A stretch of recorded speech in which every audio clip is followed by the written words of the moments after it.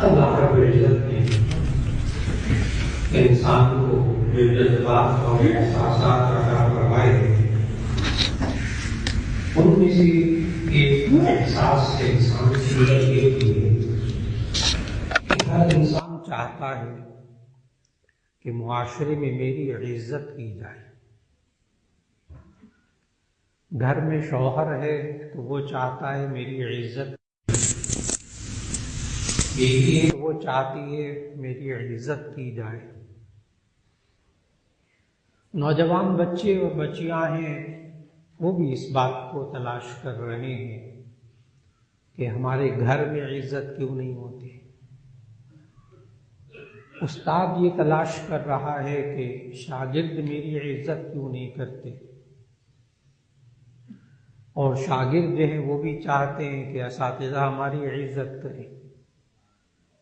ہم جہاں کاروبار کرتے ہیں، دفتروں میں رہتے ہیں، وہاں بھی تاجر بھی عزت چاہتا ہے، گاہک بھی عزت چاہتا ہے، دفتروں میں کوئی بڑا ہے وہ بھی عزت چاہتا ہے، جو چھوٹے عہدے پر ہے وہ بھی عزت چاہتا ہے۔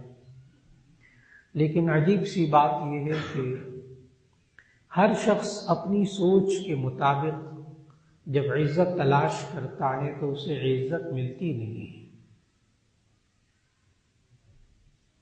یہ انسان بسا اوقات عزت تلاش کرتا ہے تکبر کے اندر، کہ میں اپنے آپ کو بڑا سمجھوں گا تو لوگ میری عزت کریں گے۔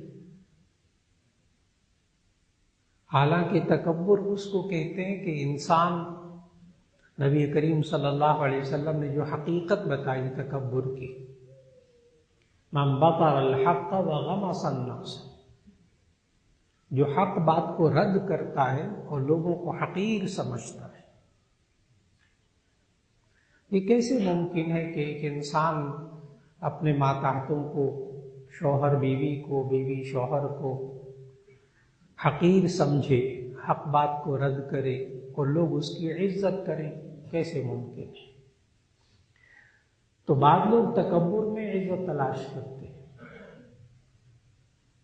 بعض لوگ عہدوں میں عزت تلاش کرتے ہیں، عہدہ ملے گا تو میری عزت ہوگی۔ وہی انسان جب اس عہدے سے اترتا ہے تو اسے وہ عزت نصیب نہیں ہوتی۔ بہت سے لوگ ہیں جو پیسے میں عزت تلاش کرتے ہیں، پیسہ ہوگا تو لوگ عزت کریں گے، چنانچہ وہ حرام حلال کی پرواہ کیے بغیر پیسہ جمع کرنے کی کوشش کرتے ہیں تاکہ ان کو عزت مل سکے۔ وہ خوب پیسہ کما لیتے ہیں لیکن جو حقیقی عزت ہے وہ نصیب نہیں ہوتی۔ بالکل اسی طرح بہت سے لوگ اچھی سواری، اچھا گھر بنانے میں عزت تلاش کرتے کہ میرا سوسائٹی میں ایک مقام ہوگا، ایک سٹیٹس ہوگا، ایک رتبہ ہوگا، تو تب کہیں جا کر میں عزت مجھے نصیب ہوگی۔ اور ان تمام چیزوں میں عزت تلاش کرتے کرتے انسان تھک جاتا ہے، اور تھک کر جب رکتا ہے تو اسے وہ عزت نصیب نہیں ہوتی۔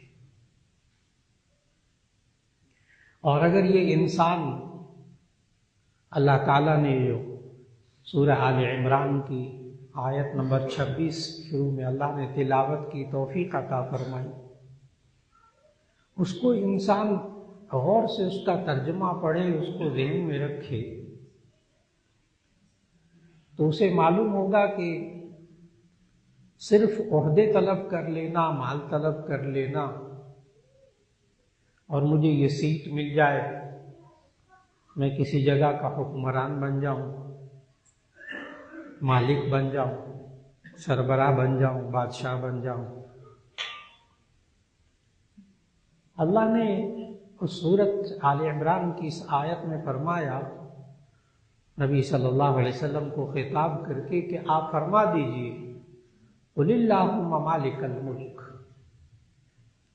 تؤتی الملک من تشاء وتنزع الملك ممن تشاء وتعز من تشاء وتذل من تشاء. آپ کہہ دیجئے اللہم مالک الملک، اللہ ہی بادشاہت کا مالک ہے. حقیقی بادشاہت اللہ کے پاس ہے. تؤتی الملک من تشاء، جسے چاہتا ہے وہ بادشاہت دے دیتا ہے. وتنزع الملک ممن تشاء، اور بادشاہت چھین لیتا ہے جس سے وہ چاہتا ہے. وتعز من تشاء، اور جس کو چاہتا ہے وہ عزت دیتا ہے. وتذل من تشاء، اور جسے چاہتا ہے ذلت دیتا ہے. بیدک الخیر، اسی کے قبضے میں ساری خیر ہے. انک علی کل شیء قدیر. اب دیکھنا یہ ہوگا کہ جو عزت دینے والا ہے اس نے کن چیزوں میں عزت رکھی ہے، اور جو ذلت دینے والا اللہ ہے وَتُذِلُّ مَن تَشَاءُ، جس کو چاہتا ہے وہ ذلیل کر دیتا ہے. تو کن چیزوں میں اس نے ذلت رکھی ہے؟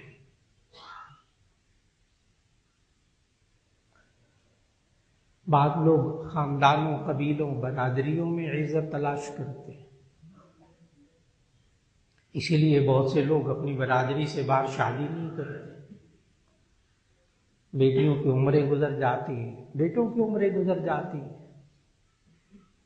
برادری میں شادی کرنی، اونچی برادری میں شادی کرنی، جبکہ اللہ تعالیٰ نے ہمیں بتایا یا ایھا الناس انا خلقناکم من ذکر وانثی وجعلناکم شعوبا وقبائل لتعارفوا. ہم نے یہ مختلف قبیلے، خاندان بنائے تاکہ ایک دوسرے کا تعارف حاصل کریں، ایک دوسرے کو پہچانیں. لیکن عزت کس میں ہے؟ یہ اللہ نے آگے اسی آیت میں فرمایا ان اکرمکم عند اللہ اتقاکم، بے شک تم میں سے زیادہ عزت والا اللہ کے نزدیک وہ ہے جو تم میں سے زیادہ متقی ہے، زیادہ گناہوں سے بچنے والا ہے. وہ اللہ کے نزدیک زیادہ عزت والا ہے. جتنے نیک کام ہیں، کوئی ایک بھی نیک کام ایسا نہیں ہے کہ جس کی وجہ سے انسان کو ذلت ملتی ہو، اور کوئی ایک گناہ ایسا نہیں ہے کہ جس کی وجہ سے انسان کو عزت ملتی ہو. ایک ایک کو بیٹھ کر سوچے انسان. کوئی نیک کام ایسا نہیں کہ انسان کرے تو اس کو ذلت ملے. سوال ہی پیدا نہیں. کوئی گناہ ایسا نہیں ہے کہ جس کو کر کے انسان کو عزت ملے. گناہ کس کو کہتے ہیں؟ اللہ اور اس کے رسول صلی اللہ علیہ وسلم کی نافرمانی. جو اللہ نے کہا ہے وہ نہ کرے، جس کو نہ کرنے کو کہا ہے وہ کرے، یہ گناہ ہے. اب کیا خیال ہے کہ جو اللہ نے کام کرنے کو کہے ہیں یہ نہ کرے تو وہ عزت دینے والا عزت دے گا؟ اب وہ سمجھنی ہے، اس بات کو سمجھنا ہے کہ آج انسان جن چیزوں میں عزت تلاش کر رہا ہے، یہ انسان اللہ نے جو کام کہے کہ یہ نہ کرو، جھوٹ نہ بولو، غیبت نہ کرو، حرام نہ کھاؤ، سود نہ کھاؤ، رشوت نہ لو، فلاں نہ کرو، جتنی چیزیں اللہ نے منع کی ہیں، یہ انسان ان کاموں کو کرتا ہے تو کیا اللہ عزت دے گا؟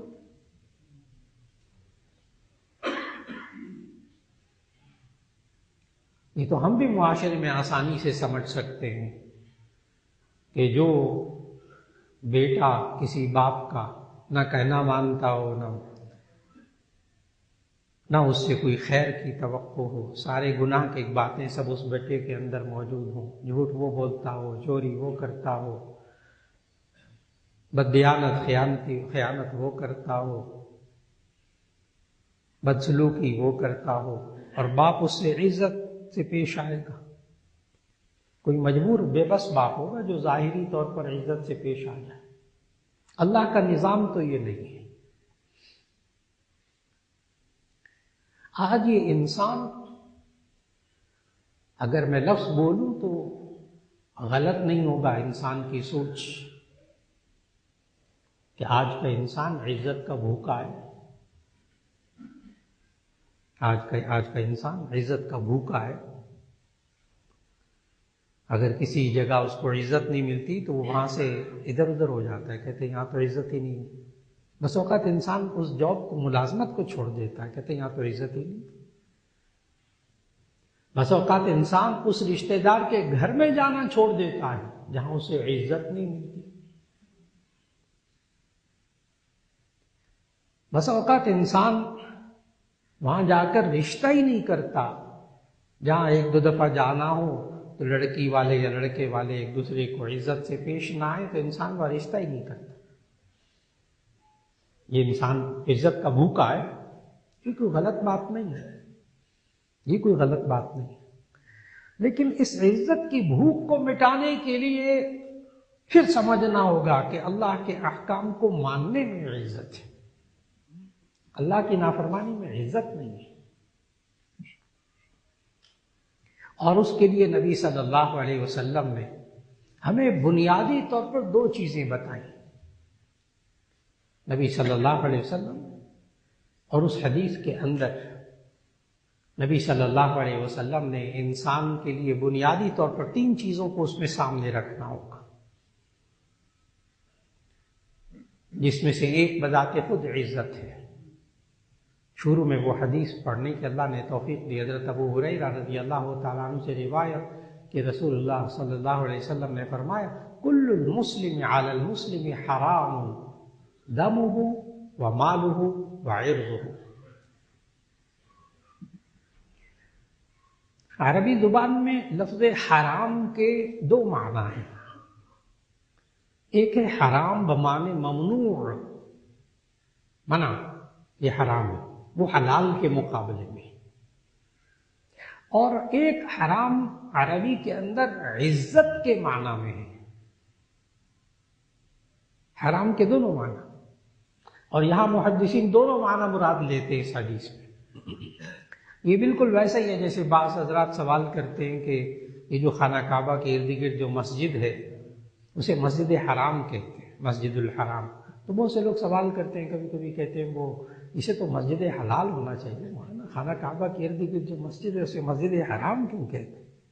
اس کو تو حلال ہونا چاہیے، بلکہ بہترین حلال ہونا چاہیے. تو اس کا وہی جواب ہے کہ وہاں بھی مفسرین محدثین لکھتے ہیں کہ وہاں حرام حرمت کے معنی میں بھی ہے، کہ اس میں قتال حرام ہے، اس لیے مسجد حرام. اور اس لیے بھی مسجد حرام کی یہ دنیا بھر میں سب سے زیادہ عزت والی مسجد. تو مسجد حرام کے دونوں معنی. بالکل اسی طرح یہاں پر بھی محدثین نے لکھا کہ کل المسلم علی المسلم حرام، ہر مسلمان کا دوسرے مسلمان پر حرام ہے. یہاں حرام ممنوع کے بارے میں بھی ہے اور حرام عزت کے معنی میں بھی ہے. تین چیزیں. نمبر ایک دمہ، اس کا خون، اس کی جان. نمبر دو مالہ، اس کا مال.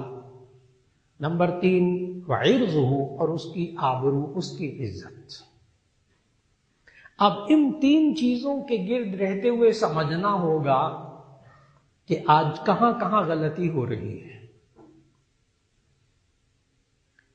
نمبر ایک دمہ، یہ انسان، ہر انسان کا، ہر مسلمان کا دوسرے مسلمان کے لیے حرام ہے، قابل احترام ہے. دمہ، اس کا خون، اس کی جان.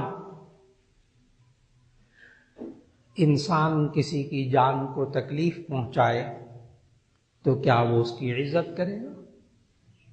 نمبر ایک جو غلطی ہو رہی ہے ہمارے معاشرے میں، ہم کسی کی جان کو تکلیف پہنچائیں، کسی کو مارے، مکہ مارے، تھپڑ مارے، کیا اگلا ہماری عزت کرے گا؟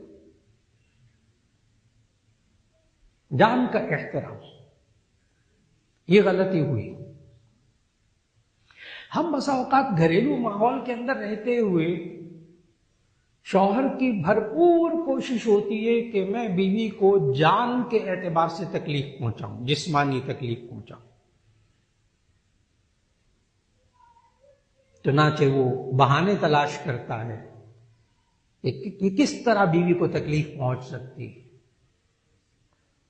بے وقت کہے گا استری کر دو، بے وقت کہے گا فلاں کام کر دو، بے وقت کہے گا میرے یہ کام کر دو، اور جو اس کی مرضی ہوگی اس کے خلاف کہے گا، جو اس کے آرام کا وقت ہوگا اس میں وہ آرام نہیں کرنے دے گا۔ اس کو جسمانی طور پر بے آرام کر کے انسان چاہتا ہے کہ میری گھر میں عزت ہو، یہ اس سے غلطی ہو رہی ہے، یہ غلطی ہو رہی ہے۔ بہت آسان بات ہے، ہم کسی کے جسم کا احترام نہیں کرتے، اس کی جان کا احترام نہیں کرتے، وہ شخص دل سے احترام نہیں کرے گا۔ بیوی کی یہ کوشش ہو کہ میں شوہر کو جسمانی تکالیف میں مبتلا کروں، یا ہمارے دوست احباب میں یا رشتہ داروں میں ایک دوسرے کو اس کی جان کا احترام نہ کرنا، پھر چاہنا کہ یہ میری عزت کرے، ناممکنات میں سے ہے۔ ممکن ہے وہ ظلم اور زیادتی کی وجہ سے تھوڑی دیر کے لیے ظاہری طور پر اٹھنا بیٹھنا رکھ رکھاؤ رکھ لیتا عزت کی خاطر، شر سے بچنے کے لیے، کسی کے شر سے بچنے کے لیے۔ بس اوقات انسان کہتا ہے کہ یہ جان کے اعتبار سے، مال کے اعتبار سے ڈرتا ہے۔ نبی صلی اللہ علیہ وسلم نے تو اس قدر حساس بنایا کہ کسی کو مذاق میں بھی جان کی تکلیف پہنچانے کا ارادہ کرنا، اس سے بھی منع کیا، ایسے انداز سے بھی منع کیا کہ جس سے جسمانی تکلیف پہنچتی نہیں ہے لیکن اس سے شبہ ہوتا ہے۔ جامع ترمذی کی حدیث ہے، آپ اس اندازہ لگائیے جان کا احترام کتنا ضروری، جس کی وجہ سے عزت نصیب ہوتی ہے۔ نبی صلی اللہ علیہ وسلم نے فرمایا، من اشار الی اخیہ بحدیدۃ، جو شخص کسی دوسرے کی طرف تیز دھار لوہے وغیرہ نوکیلی چیز سے اشارہ کرتا ہے، لعنتہ الملائکہ، فرشتے اس پر لعنت کرتے ہیں۔ یہ ہمارے یہاں عام معمول ہے، ویسے پھل کاٹ رہے ہوتے ہیں تو یوں کر کے چھری کرتے ہیں، کوئی ہاتھ میں پھوک کانٹا پکڑا ہوتا ہے کھانے کا تو ویسے یوں کرتے، کبھی کوئی لاٹھی کوئی چیز پکڑی ہوتی ہاتھ میں دوسرے کو چبونے کے یوں کرتے، ہنستے بھی مسکراتے، مسکرا مزے لیتے، دوسرا گھبرا جاتا ہے جب یوں نوکیلی چیز کرے۔ اسی لیے ادب لکھا علماء نے کہ گھر میں بچوں بچیوں کو بھی ادب سکھانے کی بڑی ضرورت، کہ آپ کوئی نوکیلی چیز دیں جیسے قینچی چھری کسی کو دیں تو ایسی صورت میں جو دستہ ہے نا، پھل اپنے ہاتھ میں رکھیں اور دستہ اس کی طرف کریں، قینچی چھری کوئی نوکیلی چیز اس کی نوک دوسرے کی طرف کر کے نہ دیں۔ لیکن دین کتنی باریکی سکھا رہا ہے، صرف اشارہ کرنے سے کوئی جسمانی تکلیف نہیں، ظاہری نہیں ہوتی، لیکن اگلا ڈر تو جاتا ہے نا، خوف تو پیدا ہو جاتا ہے، اور ہم مذاق میں کرتے ہیں، کہتے میں تو مذاق کر رہا تھا۔ جی، مذاق میں بھی دوسرے کی جسمانی تکلیف کا خیال کرنا، اس کو تکلیف نہ پہنچے، تو اس لیے کسی کی طرف اشارہ کرنا اس کو ویسے ہی ڈرانے کے لیے، لعنت الملائکہ، اس وقت فرشتے لعنت کر رہے ہوتے ہیں۔ اب آپ خود اندازہ لگا لیجئے، فرشتے اگر لعنت کر رہے ہوتے ہیں تو اگلا عزت کرے گا اس کی؟ سوال ہی پیدا نہیں ہوتا۔ نمبر 1، جان کا احترام۔ اگر انسان معاشرے میں چاہتا ہے لوگ میری عزت کریں تو ہمیں معاشرے میں دوسروں کی جان کا احترام کرنا ہوگا۔ ہماری طرف سے کسی کو تکلیف، وہ کہتے ہیں نا، اگر آپ کم از کم فائدہ نہیں پہنچا سکتے کسی کو تو تکلیف تو نہ پہنچائیں۔ اگر کوئی جسمانی فائدہ نہیں پہنچا سکتے تو کم از کم تکلیف تو نہ پہنچائیں، اگلا عزت کرے گا، یہ ایسا انسان ہے کہ اس سے مجھے آج تک جسمانی تکلیف نہیں ہوئی، یہ میرے آرام کا خیال کرتا ہے، شوہر کہتا ہے، بیوی کہتی ہے، بچے کہتے ہیں۔ آج بچوں کی طرف سے بھی عزت چاہیے تو بچوں کے بھی جان کا احترام کرنا ہوگا، خاص طور پر نوجوان اولاد پر ہاتھ اٹھانے سے گریز کرنا ہوگا، گریز کرنا ہوگا۔ وقت کے تقاضے ہوتے ہیں، چھوٹے بچے ہوتے ہیں، ان کو آپ تھپڑ مار لیں، مکہ مار لیں، تھوڑا سا پٹائی کر دیں، برداشت کر لیتے ہیں، لیکن جب وہ جوان ہو جاتے ہیں تو ایسی صورت میں اب ان کے شعور بیدار ہو جاتا ہے، ان کے اندر عزت نفس پیدا ہو جاتی ہے، جان کی عزت کا خیال ہو جاتا ہے۔ نمبر 2، نبی صلی اللہ علیہ وسلم نے فرمایا مالہ، اس کا مال۔ ہر انسان کا، دوسرے مسلمان کے لیے ایک مال اس کا قابل احترام۔ مالی طور پر نقصان پہنچانا گھروں کے اندر، بیوی شوہر کا مال اجاڑنے پر آ جائے، کیا شوہر اس کی عزت کرے گا؟ کیا شوہر جو ہے، میں بتا رہا ہوں وہ باتیں جس کو آج نہیں سمجھا جا رہا، کیا شوہر بیوی کے مال پر نظر رکھے؟ بیوی کے پاس مال، اس کا زیور۔ آج گھروں کے اندر فتنہ اور فساد جو شروع ہوتا ہے، اس میں سے ایک پہلو یہ بھی ہوتا ہے کہ شوہر کی نظر بیوی کے زیور پر ہوتی ہے۔ اب میرا کاروبار ذرا ٹھپ ہوا ہے، آج کل مجھے قرض چاہیے، فلاں چاہیے، تمہارا زیور بیچ دوں، اور پھر گھر بنانا ہے، تمہارا زیور بیچ دوں۔ تمام ایسے شوہر معاشرے کے جو عورت کے مال کا احترام نہیں کرتے، وہاں عورت کے ذہن میں سے اس کی عزت ختم ہو جاتی، نہیں رہتی باقی۔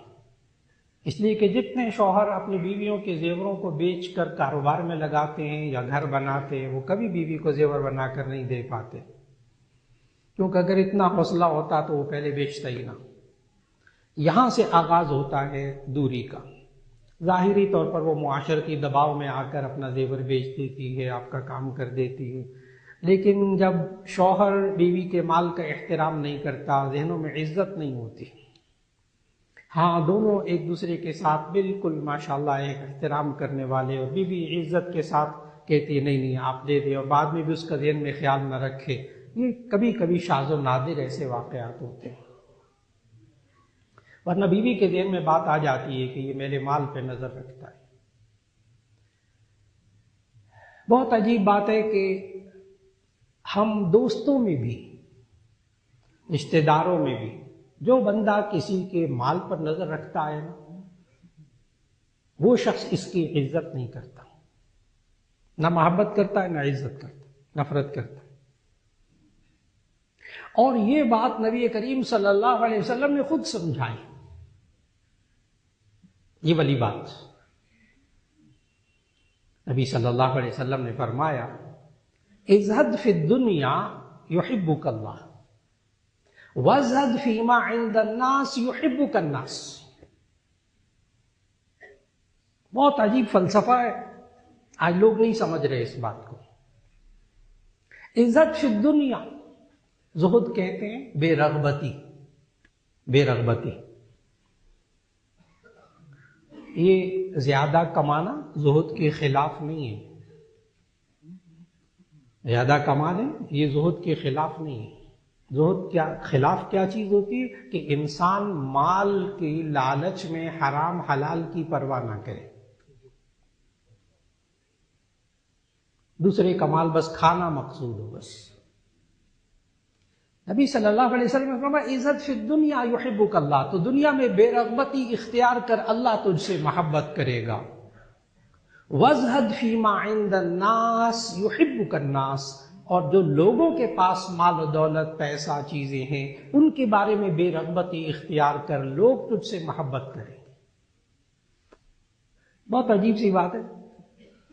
میں نے کہا نا، رشتہ داروں میں بھی کوئی بندہ دوسرے کے مال پر نظر رکھے نا، میں سے یہ بھی لے لوں، یہ بھی لے لوں، وہ بھی لے لوں، مانگتا بھی ہے، نظر بھی رکھتا ہے، حرکتیں بھی ایسی کرتا ہے، کچھ عرصے کے بعد جلدی، بہت جلدی عزت ختم ہو جاتی ہے اس بندے کی، صرف دوسروں کے مال پر نظر رکھنے سے۔ رغبت رکھنے سے. یہ انسان دوسرے کے مال پر نظر رکھے کسی طریقے سے بس مل جائے مجھے، یہ حرص کبھی ختم نہیں ہوتی، یہ مزاج کبھی ختم نہیں ہوتا. یہ تو نبی صلی اللہ علیہ وسلم نے اتنا گہرا مزاج بتایا. لو کانا لبنی، نبی صلی اللہ علیہ وسلم کا ارشاد، لو کانا لبنی آدم وادیان من مال لابتغى ثالثا، اگر اس آدم کے بیٹے کے پاس 2 وادیاں مال کی ہو نا، وادی کہتے ہیں 2 پہاڑوں کے درمیانی حصہ عربی میں، کتنی بڑی جگہ بن جائے گی. لو کانا لابن آدم وادیان من مال لابتغى ثالثا، اگر اس آدم کے بیٹے کے پاس 2 وادیاں مال کی ہو نا، لابتغى ثالثا، یہ تیسری وادی بھی چاہے گا. میں نے پھر بتایا چاہنا برا نہیں ہے، یہ چاہت اس وقت بری ہوتی ہے جب انسان حرام حلال کی پرواہ نہیں کرتا، جب انسان دوسروں کے حقوق پامال کرتا ہے، جب انسان دوسروں کے مال کھانے کی کوشش کرتا ہے، تب یہ کیفیت بری ہے. ورنہ صحابہ کرام رضوان اللہ علیہم اجمعین کتنا مال کماتے، حضرت عثمان غنی رضی اللہ تعالیٰ عنہ کتنا مال کماتے، حضرت عبد الرحمن بن عوف رضی اللہ تعالیٰ عنہ کتنا مال کماتے، ان کو تو منع نہیں کیا، اس لیے کہ وہاں تربیت ہوئی بھی تھی. اور یہ انسان اس کو صبر کب آتا ہے؟ لو کانا لابن آدم وادیان من مال لابتغى ثالثا، کہ اس آدم کے بیٹے کے پاس اگر 2 وادیاں مال کی ہوں تو یہ تیسری وادی بھی چاہے گا. ولا يملأ جوف ابن آدم الا التراب، اور اس آدم کے بیٹے کے پیٹ کو بھر سکتی ہے صرف قبر کی مٹی. اس وقت اسے سکون آ جائے گا. بس یا سکون آتا ہے زہد سے، اور یا سکون آتا ہے پھر پیٹ میں قبر کی مٹی جانے سے. یا سکون آتا ہے زہد سے، ظاہر ہے سکون پتہ ہے جب عزت انسان کو ملتی ہے انسان کے اندر سکون آتا ہے، اور جب انسان کو عزت نہیں ملتی انسان کی طبیعت میں بے سکونی آتی ہے. محبت میں عزت ہے، نفرت میں عزت نہیں ہے. جب اللہ نے کہا، اللہ کے رسول صلی اللہ علیہ وسلم نے کہا کہ وَزَدْ فِي مَا عِنْدَ النَّاسِ يُحِبُّكَ النَّاسِ، جو لوگوں کے پاس مال و دولت ہے اس میں بے رغبتی اختیار کرو، لوگ تم سے محبت کریں گے. لہذا شوہر بیوی کے مال پر نظر رکھے، بیوی شوہر کے مال پر نظر رکھے، ایک رشتہ دار دوسرے کے مال پر نظر رکھے، آپس میں نفرتیں ہوں گی، محبتیں نہیں ہوں گی، یعنی عزت نہیں ہوگی. اسی طرح مال قابل احترام، 2 پارٹنر کاروبار کے، حقیقی بھائی دوست، جب تک وہ ایک دوسرے کے مال کا احترام کرتے ہیں بہت کاروبار چلتے ہیں. ہزاروں بھائی ایسے ہیں، ہزاروں دوست ایسے ہیں، مل کر کاروبار کرتے ہیں، ایک دوسرے کے مال کا احترام کرتے ہیں، ایک دوسرے کو مالی طور پر نقصان پہنچانے کی کوشش نہیں کرتے. لیکن جہاں انسان مال کے طور پر بے احترامی کرتا ہے، میں ایک دوسرے کا مال کھا لوں، میں چرا لوں، میں رکھ لوں، وہاں آپس کا احترام ختم ہو جاتا ہے.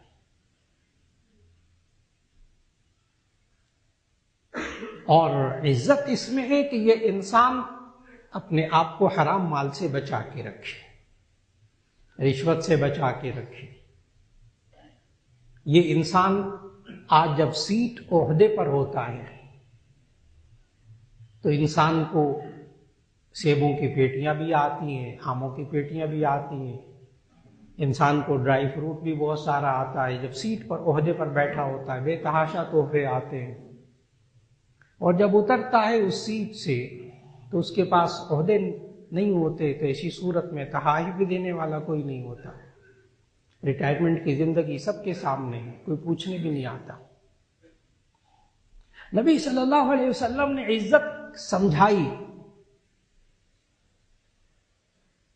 ایک صحابی کو نبی صلی اللہ علیہ وسلم نے، یہ انسان مت سمجھے کہ مجھے یہ تحفے مل رہے ہیں سیٹ پر بیٹھ کر عہدے تحفے مل رہے ہوں، اس میں عزت تلاش نہ کرے انسان، یہ غلطی ہے اس انسان کی. نبی صلی اللہ علیہ وسلم نے اس غلطی کی نشاندہی فرمائی ہے. میں نے کہا لوگ بڑی غلط چیزوں میں عزت تلاش کر رہے ہیں. عہدے اور سیٹوں پر جو کچھ آ رہے تحائف، کھلی رشوت، کھلی رشوت. میں نے بتایا ایک نبی صلی اللہ علیہ وسلم نے خوب سمجھایا. ایک صحابی کو بھیجا نبی صلی اللہ علیہ وسلم نے زکوٰۃ اور صدقات کے اموال لینے کے لیے کہ فلاں قبیلے سے جا کر زکوٰۃ اور صدقات کے مال لے کر آؤ بیت المال کے لیے. یہ صحابی گئے، جا کر وہ مال و دولت لے کر آ گئے. اور جب نبی صلی اللہ علیہ وسلم کے سامنے وہ سارا مال و دولت رکھا تو ایک تھیلی، اب صحابہ ستہ کی حدیث سنا رہا ہوں کہ سارا مال لا کر وہ رکھا نبی صلی اللہ علیہ وسلم کے سامنے، اور ایک تھیلی ایک طرف رکھ لی. نبی صلی اللہ علیہ وسلم نے پوچھا یہ کیا ہے؟ یہ تھیلی ایک طرف جو رکھی ہے. وہ صحابی کہنے لگے یا رسول اللہ صلی اللہ علیہ وسلم میں وہاں گیا تھا زکوٰۃ صدقات کے مال لینے کے لیے، تو انہوں نے کہا تھا کہ یہ زکوٰۃ اور صدقات کے مال ہیں اور یہ تھیلی آپ کے لیے ہدیہ ہے، تحفہ، گفٹ، تو اس لیے یہ میری ہے. اب معاشرے میں جتنے بھی لوگ ہیں وہ سارے اس کو حلال سمجھتے ہیں، جائز سمجھتے، جائز سمجھتے کہ یہ ان میں کیا تھا مال دولت لینے کے لیے، تو انہوں نے صدقات زکات دے دی، کہا یہ صدقات زکات ہے، یہ جمع کرا دینا نبی صلی اللہ علیہ وسلم کے پاس، اور یہ والی تھیلی یہ آپ کے لیے ہدیہ، تحفہ. یقین جانے جو آگے الفاظ سنانے لگا ہوں نا، نبی صلی اللہ علیہ وسلم عام طور پر ایسے سخت الفاظ نہیں بولتے تھے، عام طور پر ایسے سخت الفاظ نہیں بولتے تھے جو اس وقت نبی صلی اللہ علیہ وسلم نے لفظ بولے ہیں سخت. وہ سخت الفاظ میں دہرانا چاہوں گا عربی میں. نبی صلی اللہ علیہ وسلم نے ان صحابی سے کہا فَهَلَّا جَلَسَ فِي بَيْتِ أَبِيهِ وَأُمِّهِ فَيُنظَرُ أَيُهْدَى لَهُ أَمْ لَا.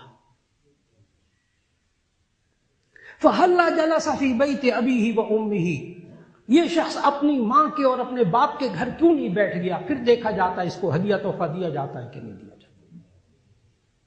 یہ ہدیہ تحفہ تو اس کو اس سیٹ کی وجہ سے، اس عہدے کی وجہ سے دیا گیا. نہیں لینے دیا ان صحابی کو وہ تھیلی کا مال، بیت المال میں جمع کرا. بڑے غور سے بات کو سمجھنا. میں نے کہا ہمارا معاشرہ ان چیزوں کو برا نہیں سمجھ رہا. مولانا وہ تو محبت سے آپ کے پاس لے گا، محبت سے لائے. جی اس سیٹ سے نیچے اتر جائے پھر دیکھے کون کون تحفے دیتا ہے، کون آ کر پوچھتا ہے آپ کی طبیعت بھی کوئی پوچھتا ہے کہ نہیں. میں نے بتایا کہ ریٹائرمنٹ کی زندگی سب کے سامنے ہے، معلوم ہے اس سیٹ کی وجہ سے ملتا ہے. دو چیزیں ہوئی. نبی صلی اللہ علیہ وسلم نے فرمایا نمبر 1 انسان کے مال کا احترام، انسان ایک دوسرے کے مال کا احترام کرے اس کو عزت ملے گی. نمبر 2 انسان دوسرے کی جان کا احترام کرے تو اسے عزت ملے گی. نمبر 3 وعرضه، اور اس کی آبرو کا، اس کی عزت کا انسان خیال کرے. ہر انسان دوسرے انسان کی عزت کا خیال رکھے تو اسی صورت میں اس کو عزت ملے گی. اگر جملہ بولا جائے تو بہت گہرا جملہ ہے، بہت آسان جملہ ہے، عزت کرو عزت کرواؤ. بہت آسان جملہ ہے اس حدیث کی روشنی میں. عزت کرو عزت کرواؤ. یہ ون وے ٹریفک نہیں چلے گی. میں جو مرضی کرتا رہوں لوگ میری عزت کریں، میں جو مرضی کرتا رہوں بیوی میری عزت کرے، بیوی کہے میں جو مرضی کرتی رہوں شوہر میری عزت کرے. دوست احباب میں بس میں جو کرتا ہوں وہ کروں، سارے میری عزت کریں. نہیں، عزت کرو عزت کرواؤ. اور انسان اگر کسی کی عزت کے پیچھے پڑ جائے، یعنی بے عزت کرنے کے پیچھے پڑ جائے، عزت چھیننے کے پیچھے پڑ جائے، جو ہمارے معاشرے میں عام، دفاتر کے اندر بھی، رشتہ داروں کے اندر بھی، گھروں کے اندر بھی، لیگ پولنگ، ٹانگ گھسیٹنا. صرف اگلے کو بے عزت کرنے کے لیے۔ آج کل یہ زیادہ اوپر جا رہا ہے، یہ زیادہ اس کی عزت ہو رہی معاشرے میں، اس کو دفتر میں اچھا سمجھا جا رہا ہے، اس کی ترقی ہو رہی، اس کا فلاں ہو رہا، یہ بہت کام کر رہا ہے، اس کے ذرا تھوڑی سی گڈی نیچے کرو، اس کی ذرا اس کی ٹانگ گھسیٹو نیچے۔ جب بھی انسان معاشرے کے اندر یہ محسوس کرے کہ یہ انسان ٹانگ کھینچ رہا ہے، بہت سیدھی سی بات ہے کہ یہ عزت نہیں کر رہا۔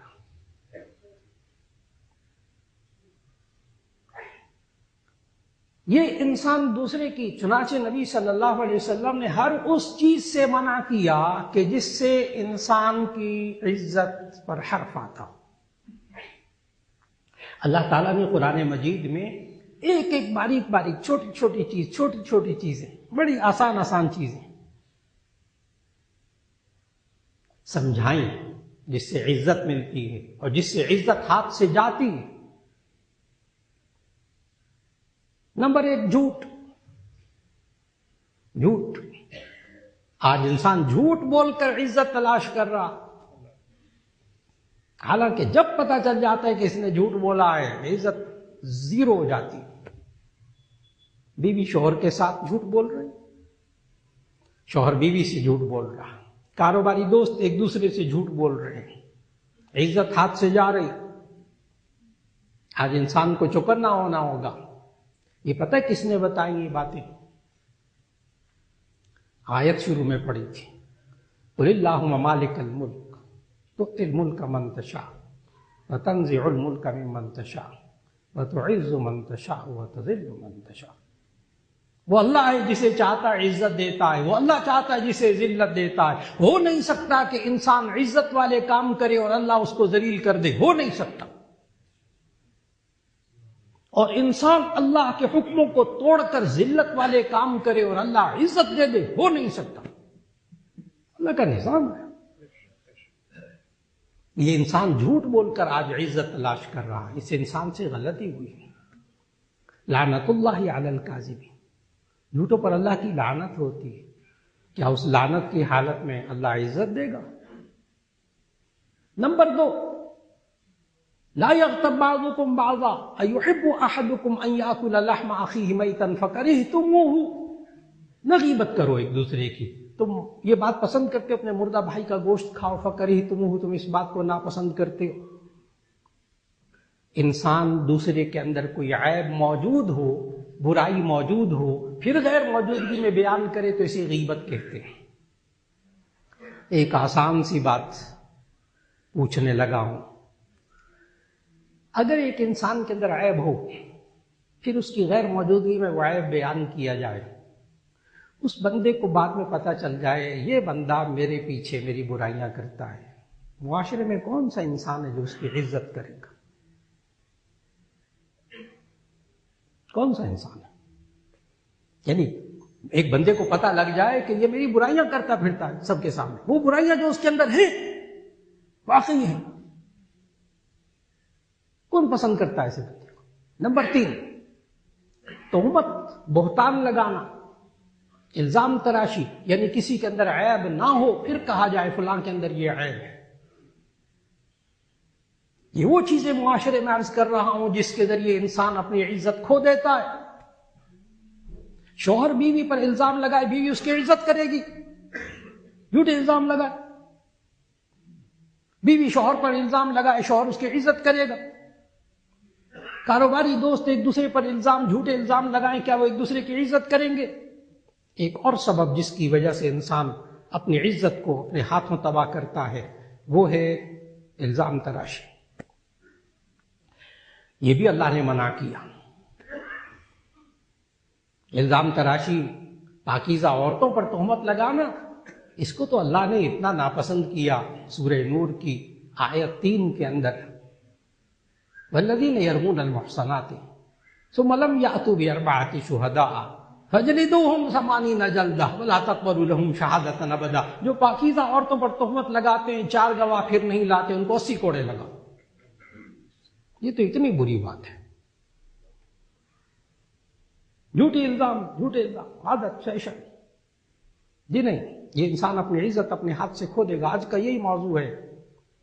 آج عزت میں انسان کن چیزوں کو تلاش کر رہا ہے اور کن چیزوں کی وجہ سے ایک انسان معاشرے میں بے عزت ہو رہا۔ ایک اور چیز جس سے اللہ نے منع کیا، دھوکہ، خدیعہ، دھوکہ۔ منافقین کی عادت اللہ نے بتائی ہے، یہ سورۃ البقرہ کے دوسرے رکوع میں، یخادعون اللہ والذین آمنوا وما یخدعون الا انفسهم وما یشعرون۔ یہ ایمان والوں کو دھوکہ دیتے ہیں، اللہ کو دھوکہ دیتے ہیں، حالانکہ خود اپنے آپ کو دھوکہ دیتے ہیں۔ بہت اچھی طرح بات آج گھریلو زندگیاں کیوں تباہ ہوئی، گھریلو زندگیوں میں، معاشرے کے کاروباری زندگیوں میں عزت کہاں سے ختم ہوئی؟ کہ بیوی شوہر کو دھوکہ دے رہی، شوہر بیوی کو دھوکہ دے رہا، ایک کاروباری دوست دوسرے دوست کو دھوکہ دے رہا اور عزت تلاش کر رہا ناممکنات سے۔ جب اس کو پتہ چلتا ہے اس نے مجھ سے ڈاج کیا ہے، اس نے مجھے دھوکہ دیا ہے، سوال ہی پیدا نہیں ہوتا وہ اس کی عزت کرے۔ آج کے موضوع میں مکمل بات یہاں تک پہنچی کہ ہمیں آج انسان محسوس کرتا ہے کہ انسان عزت کا بھوکا ہے، اسے سکون ملتا ہے انسان کو، یہ اللہ نے نظام بنایا ہے۔ لیکن یہ سکون، یہ عزت، یہ انسان کو ملتی ہے اس عزت والے اللہ کی کہنے کو مان کر۔ اگر ہم اپنی زندگیوں کو اس عزت کے مالک کے کہنے کے خلاف گزاریں گے، عزت نصیب نہیں ہوگی، کبھی بھی عزت نصیب نہیں ہوگی۔ اس کے لیے بنیادی طور پر 3 چیزیں، ہم ایک دوسرے کی اگر عزت چاہتے ہیں، ہم ایک دوسرے کی جان کا احترام کریں، ایک دوسرے کے مال کا احترام کریں، ایک دوسرے کی عزت و آبرو کا احترام کریں، اللہ نصیب میں عزت دے دے گا انشاءاللہ۔